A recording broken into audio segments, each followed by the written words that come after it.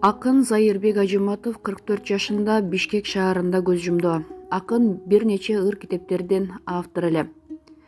Акын Кыргыз Республикасынын маданиятына эмгек сиңирген ишмер Зайырбек Ажыматов 1 майда аларча көрүстөнүүнө жерге берилет. Бул тууралуу анын жакын досу, акын жана журналист Мирлан Сайымкожо билдирди.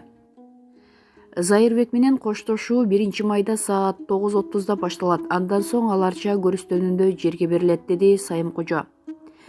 Эске салсак, Зайырбек Ажыматов 29 апрелде каза болгон. Анын артында 2 уул, 2 кызы калды. Кыргыз эли, кыргыз мамлекети чоң жоготууга учурап отурат. Алдыда акын тууралуу анын жазып калтырган ырсаптары, үй бүлө чыгармачылыгы жөнүндө көзү тирүү кезинде берген маектеринен үзүндү тартуулайбыз. Акын Зайырбек Ажыматов айылга кат жазып, тайын эсен бала чактын өксүктөрүн эстеген жайы бар. Туулган жер, бир арманым, мен сага бир түп дарак тиге албадым. Саламатсыңбы айылым? Акыркы кезде кечинде жумуштан чыгып, жаңы конуштагы өз мээнетим менен курган үйүмө жөнөп, биз тарапка кеткен жолго мына кайрылаарда жүрөгүм бир зырып дей турган болуп алды. Оба, 15 жылга чукул зор түйшүк менен түптөп келаткан өз конушума эми жетерде ушундай сезимге туш болуп жүрөм. Бир күнү балдарым, келинчегим менен сүйлөшүп отуруп, аларга менде кээде чоочун үйдө жашап жаткандай сезим пайда болоорун, көчөдөн бала кезде чоңойгон үйгө бараткандай сезим менен келатып эле бул үйгө кайрылаарда балалыгымды, айылымды эстеп жүрөгүм бир сыздап алаарын айттым. Омор Султанов сен жөнүндө поэмадан. Ооба турмуш баарысына көндүрөт. Аны билем, өзүмдү өзүм билгендей, эгер мени сагайчыса өлдү деп жүрөгүңө жанын оку тийгендей, бир аз күнгө алай дүлөй болоорсуң, көчө чаңын көз жашыңа уроорсуң, анан кайра таң атат да күн батат, тал башынан таранчылар чыркылдап, анан кайра эмгектүү күн башталат. А мен болсо, менин жөнүм башкараак, мен жашаймын, албетте жашаймын, жан дубагам бир тоонан өйдөрөөк, бирок көңүлүм көлдөй сустартып, мага убакыт токтоп калган ыңданат.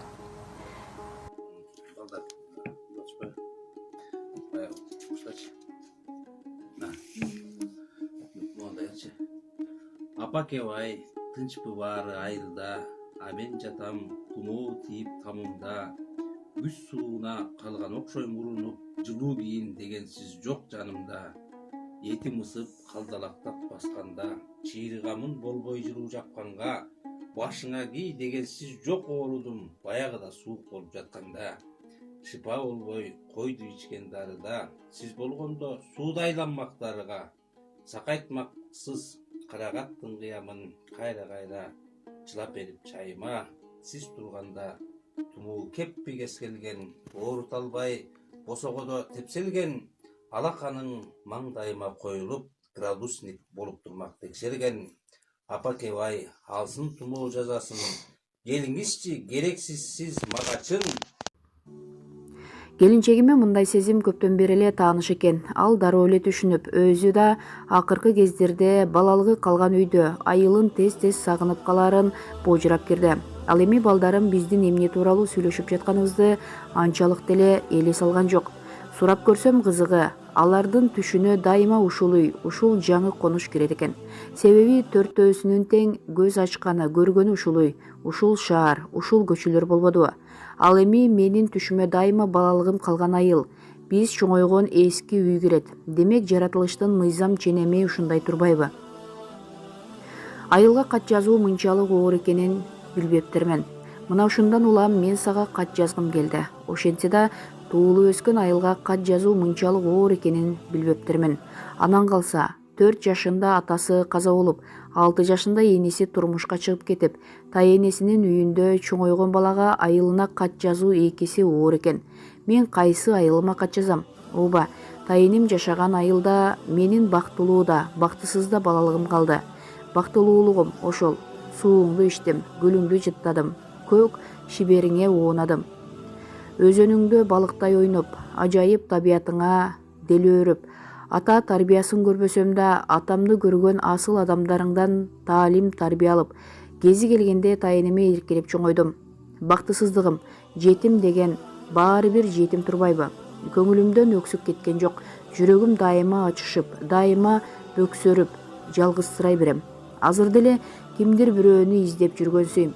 Чамасы атамды же апамды издейт окшойм. Абаса, апам турмушка чыгып кеткенде апамдын караанын эле эмес, апа деген сөздүн өзүн сагынганымды айтпа. Ага айылымдагы кокту колоттор, тоолор, токойлор күбө болгон. Ошол сезимди кийин Сайра эне деген поэмамда кыстарып кеттим эле. Не демекпиз?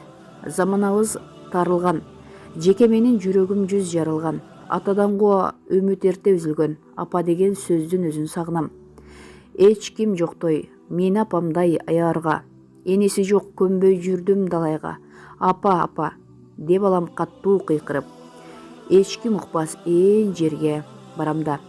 Атам кирип түштөрүмө күн деле. Аны ээрчип кетким келчү мүрзөгө. Адашкандай жалгызсырайм, жабыгам. Аңгыраган ушул жарык дүйнөдө. Ооба, ата-бабам жашап өткөн конуш менен мен чоңойгон Ак Жол айылынын ортосу анчалык деле алыс эмес. Бир өзөндү бойлоп, бирин-бири улай жайгашкан айылдар, бирок кеп аралыкта деле эмес. Кеп сенин жетимдигиңде, баары жетиштүү болгон күндө деле бала ата-энеси менен чогуу болбосо, жүрөгүндө эч кандай кетпей турган өксүк пайда болуп, ал сени өмүр бою коштоп жүрүп отурат турбайбы? Кечир мени айылым, кечир мени айылым. Мен сага көп деле барбайм. Биринчиден азыр сенде тайенемдин очогун өчүрбөгөн жалгыз энем. Анан атамдын айылында да жогору турган айылда жашаган мени дагы 2 инилүү, бир карындаштуу кылган апамдан башка эч кимим деле жок. А мен атамдын айылы деп бекер айткан жокмун. Бизге атабыздан ата конушта калган жок. Ооба, ата-бабам жаткан мүрзөдөн башка ошол айылда менин атам Самаган Ажыматовдун конушу жок. 28 жашында каза болгон атам байкуш өзүнүн атасы Ажыматтын үйүнүн ордуна там салганга деле жетишпей калыптыр. Чоң атам жашаган үйдүн орду эч ак эле менчиктештирилип, биз чоңойгончо эле уруулаш туугандардын менчигине айланып кеткен. Жалгыз ининин артында баласы жок байкуш тайенемдин жерин жер, элин эл кылып калды. Бирок бир нерсени айта кетишим керек. Атамдан бизге ата конуш, алакандай жер калбаганы менен жакшы сөз, кадыр барк калган. Атамдын замандаштары азыркы мезгилге чейин мени кагылайын, Самагандын баласысыңбы, атаң мыкты киши эле деген эле көкөлөтүп, көптүрүп коет. Атам 28 жашка чейин эле элдин назарына илинип, артында жакшы сөз калтыра алганы үчүн мен өз айылымда жүзүм жарык жүрө алам, сыймык менен баса алам. Атам аркылуу ата журтума арналган ар кандай тематикадагы ырларды жазып жүрөм.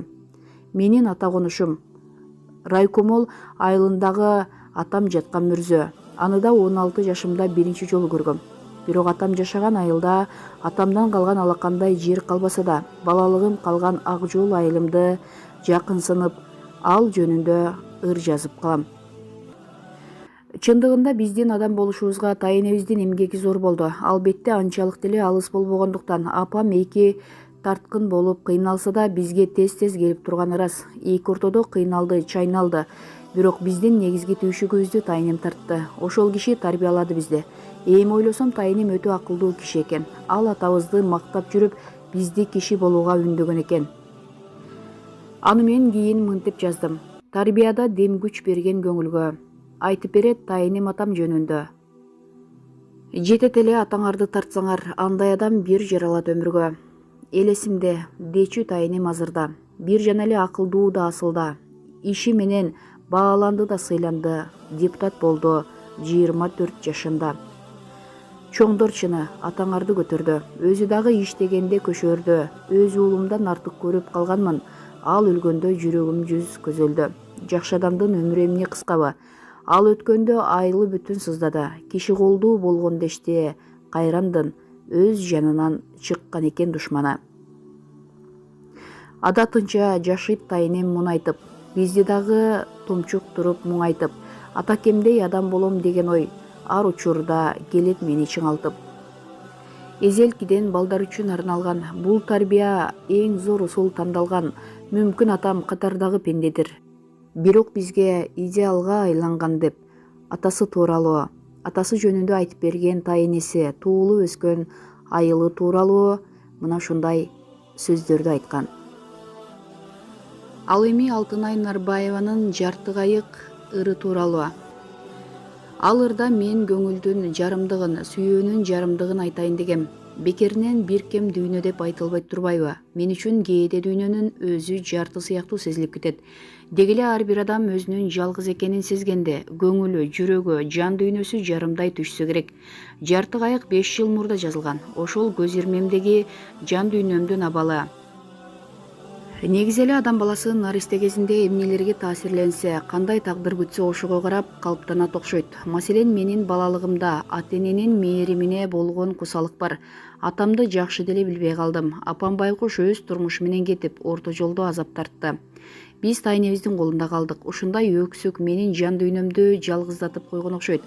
Ал өзүм каалабасам деле жазган ырларымда чагылып калышы мүмкүн. Баса, менин биринчи ырлар жыйнагым 1996 жылы «Жалгыздык» деген ат менен чыккан эле. Мен ошол кезде болгону 19 жашта элем. Жаш балада эмненин жалгыздыгы деп ойлойсуз? Көрсө бул жүрөктө коштоп келе жаткан өксүгүм турбайбы? Бирок эми өзүм 40тан ууп калганда мынтип өксүгүм бар деп эле өпкөлөп жатканым деле уят. Болгону кээде көңүлү жарым балдарга дем болуп, ата-энелүүлөр ата-энесинин баркын билгенге көмөгү болобу деп өз балалыгым тууралуу кеп кылып калам деген жайы бар.